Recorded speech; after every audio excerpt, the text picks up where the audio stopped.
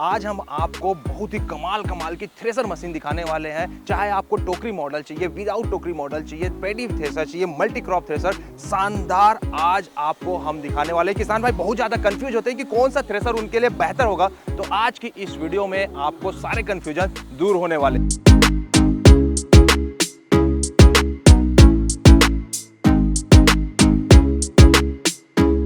नमस्कार किसान भाइयों, जय हिंद। मेरा नाम कुंवरप्रीत सिंह गिल है और मैं Gill agricultural implements private limited Malout Punjab का मैनेजिंग डायरेक्टर हूँ। तो सबसे पहले मैं शुरू करूँगा 1991 से। तो 1991 में हमने एक कंपनी बनाई जिसका नाम था गिल एग्रो इंडस्ट्रीज।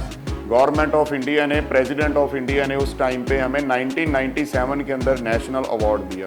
तो यहाँ से हमारा सफ़र शुरू हुआ और आज अलग अलग प्रोडक्ट, एक प्रोडक्ट से शुरू करके आज हमारे पास हमारी कंपनी के अंदर करीबन 20 प्रोडक्ट हैं। इसको देखते हुए जब किसी भी ब्रांड की तरक्की होती है किसी भी लाइन के अंदर, तो उसकी डुप्लीकेसी बहुत बनने लगती है।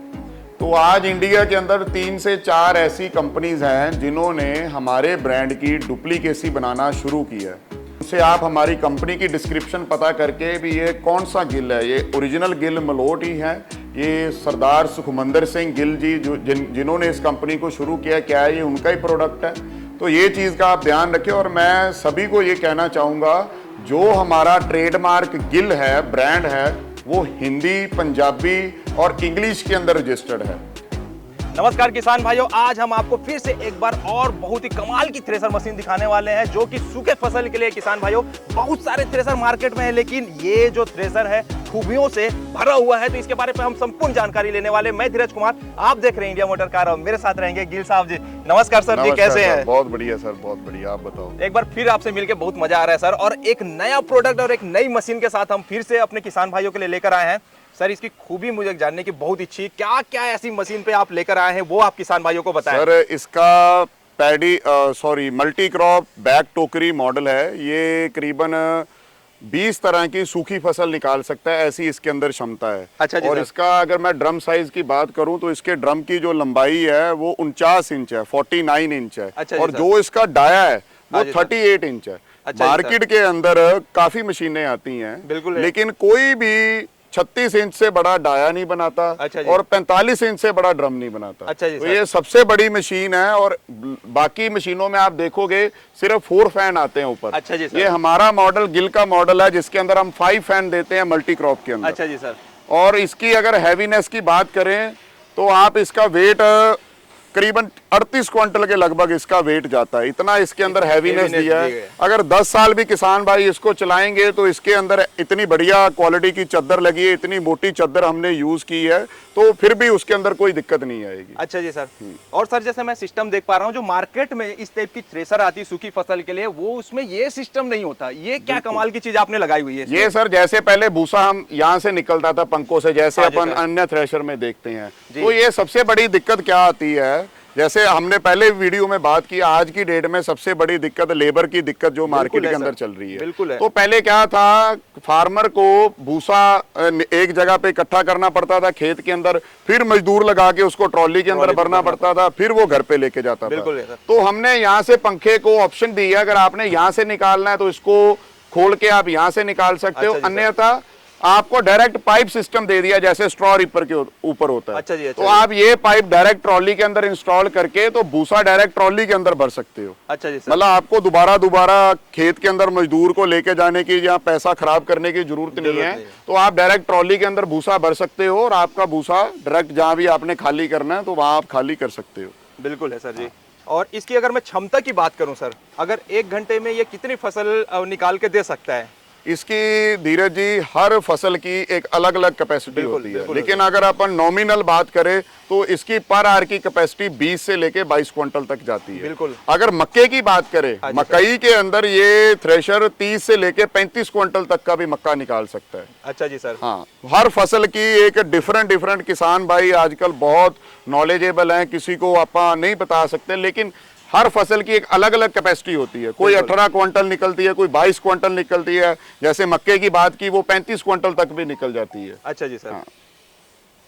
और तो इसके अंदर हमने 3 व्हील दिए हैं। हाँ जी एक सर। व्हील आपका फ्रंट में आ जाएगा, 2 व्हील साइड पे आ जाएंगे, पूरे हैवी व्हील जी। हैं। व्हील का हैवी लगाने का मतलब ये होता है भी ट्रैक्टर के ऊपर लोड ना पाए, लोड ना है, बिल्कुल। हाँ। और हम जो भी इसके अंदर ड्रम के शाफ्ट डालते हैं, अंदर रूटर डाला है, हाँ जी पंखों से लेके शाफ्ट तक हर चीज की बैलेंसिंग होती है। हाँ जी सर। एब्रो एक यूएसए की कंपनी है, उसकी हमारे पास बैलेंसिंग मशीन है। अच्छा जी हम सर। वो हाथ से बैलेंस नहीं निकालते, जैसे व्हील अलाइनमेंट करते हैं गाड़ी के टायर का बैलेंस निकलता है, वैसे हमारे अंदर रूटर का और पंखों का बैलेंस निकलता है। बिल्कुल। और ज्यादातर मशीनें सर वाइब्रेशन की वजह से ही खराबी होती है, नट बोल्ट फेंकाने शुरू हो जाते हैं। तो वो एक प्रॉपर बैलेंस अगर आपको थ्रेसर देखने को मिलेगा किसान भाइयों, तो उसकी लाइफ भी अच्छी होगी और साथ ही आपके ट्रैक्टर में लोड नहीं आने से डीजल खपत भी आपको कम देखने को मिलेगा। बिल्कुल। और इसके अंदर हमने जितनी पुलियां यूज की हैं सारी डी मॉडल की पुलियां हैं। अच्छा जी। पहले थ्रेशर के अंदर सी मॉडल की पुलियां चलती थी, उसकी बेल्ट बहुत पतली है। डी मॉडल की पुलियां, इनकी बेल्ट बहुत मोटी रहती है। हाँ जी जो सर। बेल्ट स्लिप होने का सबसे बड़ा मेजर इशू होता था, वो इसके अंदर हमने 100% हल कर दिया है। बिल्कुल सर जी। और इधर से हम चलते हैं, इसके अंदर आप स्पीड एडजस्टमेंट है, हाँ जी सर। जैसे मर्जी आप कर सकते हो।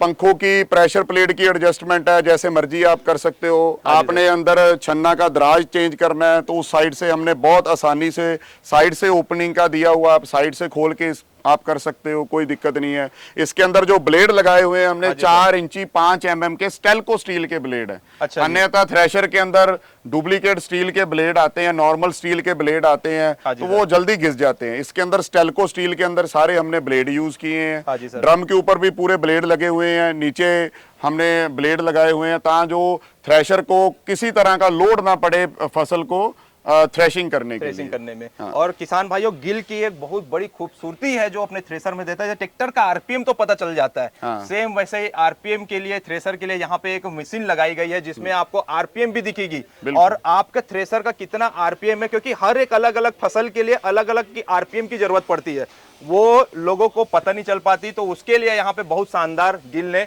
यहाँ पे आरपीएम मशीन भी दी गई है। बिल्कुल। आप अपने ट्रैक्टर के हिसाब से इसका आरपीएम जहां भी आपको अच्छा लगे एडजस्ट कर सकते हो। इसका इतना बड़ा फायदा है, किसान भाइयों का समय इतना बचता है। नहीं तो पहले क्या था, थ्रेशर को चला के देखते थे, फिर वो नहीं सही चल पाता था, फिर बंद करते थे, फिर आरपीएम सेट करते थे। अब पहले आप खाली थ्रेशर चला के आरपीएम सेट करके उसके बाद आप आराम से थ्रेशर चलाओ, आपको रोकने की जरूरत नहीं है। क्योंकि धीरज जी, किसान भाइयों को बहुत कम समय मिलता है, सही बात है सर, अपनी फसल को निकालने का। कई बार बारिश का मौसम आ जाता है या कई बार पहले ही टाइम से लेट हो जाते हैं तो वो फसल भी सूखने लगती है। तो ये सारी चीजों का हमने खास मध्य ध्यान दिया हुआ है भी कैसे किसान भाइयों का समय बचे और कैसे जल्द से जल्द वो अपनी एक बढ़िया फसल की थ्रेशिंग कर पाए। बिल्कुल। तो किसान भाइयों, आपने देखा गिल की ये जो सूखी फसल की मल्टी क्रॉप बैक टोकरी मॉडल थ्रेसर जो है, इतना शानदार, जो कि आपको सर्टिफाइड बैलेंसिंग के साथ मिलता है, जिससे कि ट्रैक्टर में लोड भी नहीं आता। और इतनी शानदार मशीन है, इसमें जो ड्रम साइज है वो बड़ा करने से आपकी फसल जो है ना वो जल्दी हार्वेस्टिंग होकर बाहर निकल पाएगा। इतनी शानदार मशीन इसमें दी गई है। ये आपकी फ्रंट पुली के अंदर नॉर्मल थ्रेशर में आप देखोगे तो 3 स्पीड आपको पुली मिलती है। हाँ जी सर। इसके अंदर आपको 4 स्पीड पुली दी हुई है, डी मॉडल की पुली है। बेल्ट की मोटाई देखो आप। बिल्कुल सही बात है सर। अब मेरा मानना ये है, अगर 5 साल 10 साल भी थ्रेशर चलेगा तो आपको बेल्ट बदलने की जरूरत नहीं है, इतनी मजबूत बेल्ट ये रहती है डी मॉडल की। बिल्कुल सही बात। और सारे जितने बैरिंग है सारे NTW के बैरिंग है। जी हाँ।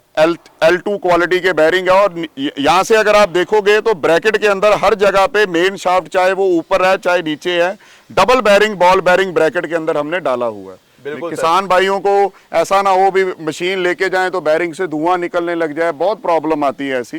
तो ऐसी छोटी छोटी टेक्निकल चीजों से ही मशीन की चलने की जो कैपेसिटी है वो बढ़ती है। और यही कारण है सर कि गिल की जो थ्रेसर है लोग इतना पसंद कर रहे हैं, इतना चाह रहे हैं कि इतना ज्यादा डिमांडिंग में भी आने का कारण, क्योंकि आपकी क्वालिटी इतनी अच्छी है और बारीक से बारीक चीजों को आप देखते हुए मशीन को मार्केट में लेकर आए हैं। और इस चीज की, जैसे नॉर्मल थ्रेशर के अंदर यहाँ नट सिस्टम दिया होता है, आपको पंखे की ये जो सूपे रहते हैं कचरा साफ करने वाले, इनको ऊपर नीचे हमने यहाँ से बाहर हैंडल दिए हुए हैं। नट यहाँ से आपको ढीला करना, जितना ऊपर करना जितना नीचे करना आप यहीं से कर सकते हो। आपका टाइम बचता है इससे। बिल्कुल बचेगा सर।